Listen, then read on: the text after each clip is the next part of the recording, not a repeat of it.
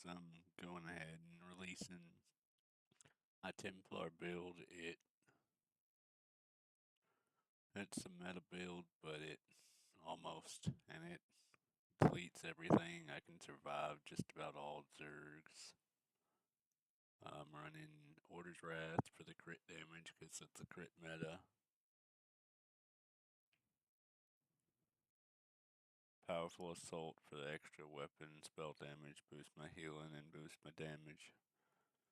Bloodspawn for the survivability. And the ult gen, because being able to pop a sword and board ult when you're outnumbered, getting hit with 50 bow procs or heavy attacks or overloads is amazing. One Piece trainee for the extra health. Orders Wrath, jewelry, and marking and protective. All three protective. Now you could swap these if you'd like. I swap between them depending on what I'm fighting. Swift is great for mobility. Fuse is great for more damage. Bloodthirsty's also great, but I just don't use this much because it's blue.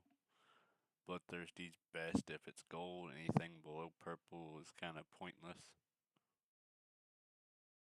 Um, Marking, ideally you'd want to swap this for the new Monomus Mythic, but I haven't bought the chapter, so I'm not using it.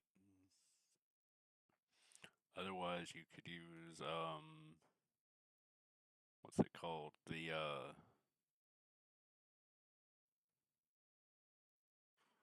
necklace, not Sea Serpent, the other one, Satan Seducer. It's great too. I have it, but I just have to change my jewelry around for that, and I don't want to. And then, you could do Wild Hunt too, and then just run like 3 infused, or you could still keep 3 swift and just be at speed cap to catch all the shriekers and everything else. You could swap Bloodspawn for Battle Orc for more damage if you'd like. I do sometimes. Or if I'm in a 1v1, because you don't have the best pin. Like, you have good enough pin, but it's not cap. You could also swap Powerful Assault for Wretched if you need more sustain, or whatever you like, or you could swap it for Rallying Cry and be a full meta build. Because everyone loves to say that Rallying gives you tankiness, but it doesn't. That crit resist, it's going to do nothing against Nightblade. If you're getting hit with a 20k bow, you're getting hit with a 20k bow. The best way to negate bow procs is block or roll dodge, which is why I'm running almost all well fitted. Ideally, everything would be well fitted except for the chest. It would stay reinforced for the extra resist.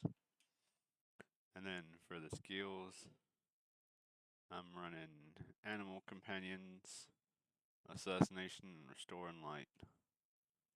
You could also swap Assassination back for the Atrix Spear, and then run Jabs and Javelin right here, and either Crescent or Dawnbreaker.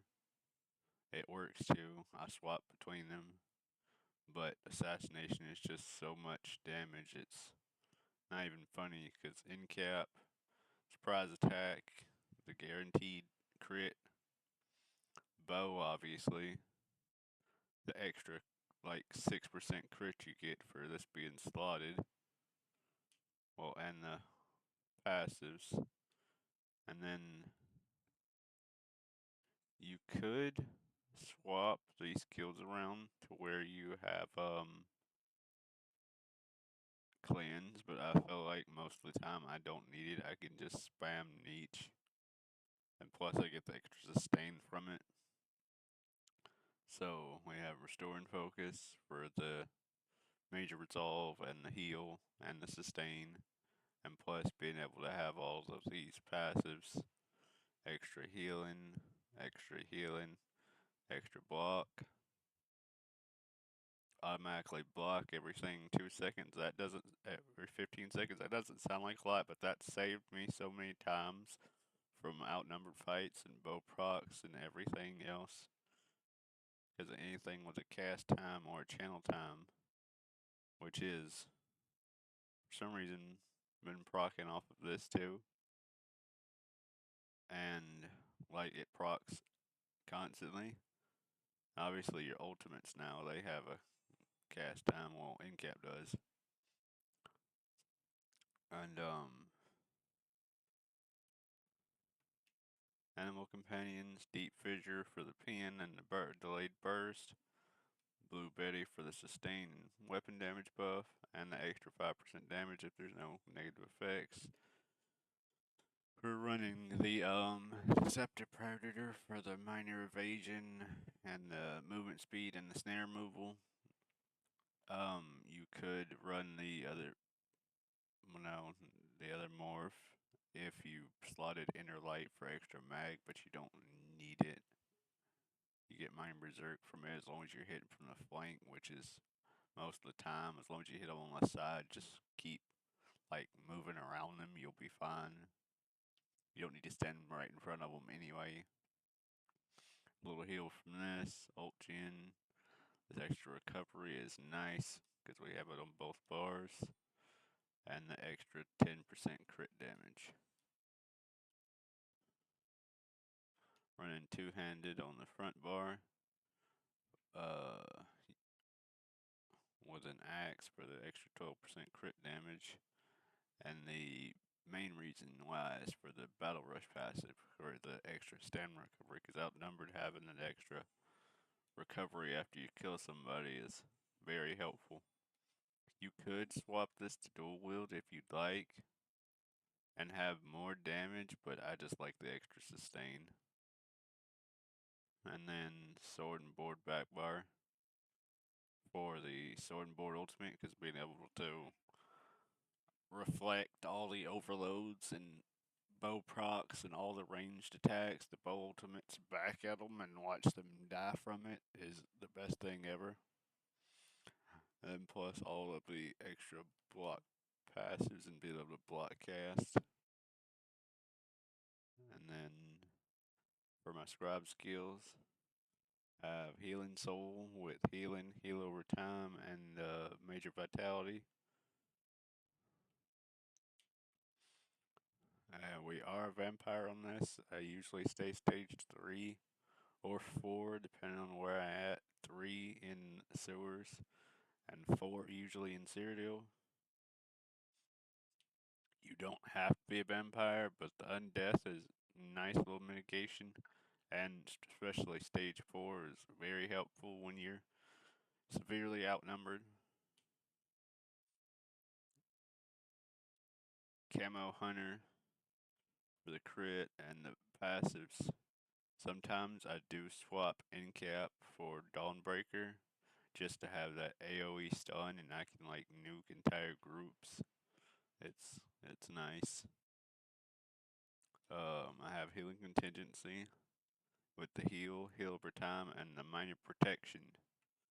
Since I don't have Arctic on, I lose that. And then plus, like, if you're not staying offensive, you're not getting it from Arctic if you have Arctic on, which I'll show that in a second. Undaunted Metal for the extra passives. Vigor, Burst Heal, self-explanatory. I am a Wood Elf on this character. The extra sustain is lovely and the extra stealth detect. But the main reason why is right there, the movement speed and the penetration, not necessarily the penetration, but the movement speed, because being able to have that means I can run one swift and have the movement speed I need without dropping everything else.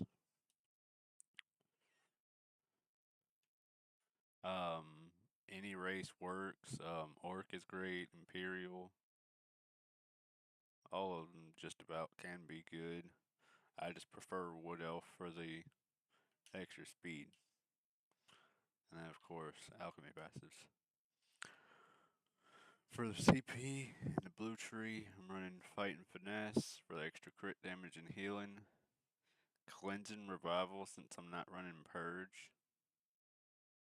to have a purge, because when you get too many dots on you in PvP, you're just gonna die anyway. You won't be able to out heal them. Exploiter, 10% damage to off balance enemies. So if you run jabs, you would need to swap this for not Master at Arms. Where's the other one? Bite Nora. If you run jabs, and then Master at Arms, direct damage attacks. For the red tree, Fortified for the extra armor, Pain's Refuge, Survival Instincts, and Celerity for even more movement speed. For the green tree, the only ones that matter are the War Mount, Gifted Rider, and the Steed's Blessed. And then for the food, we run Jewels of Misrule. You could run Orgas if you have the money for that, but I'm broke. And then for potions, we use, well, I don't have any in my inventory apparently, but try potions. And if you have them, detect potions, but I don't use them. I just use Camo Hunter, or just let them come back and then try to gate me or attack me or whatever. And then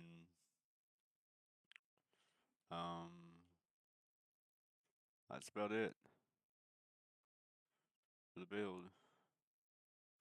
If you want to see the actual gameplay, tune into my streams, and I'll be releasing a gameplay video soon. Just gotta edit. Oh yeah, the attributes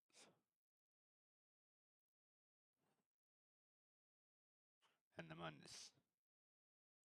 Attributes, you just want to get 30k health, dump the redstone stam, shadow for the extra crit damage. I think that covers everything. Any questions? Just ask. And I'm gonna get out of here.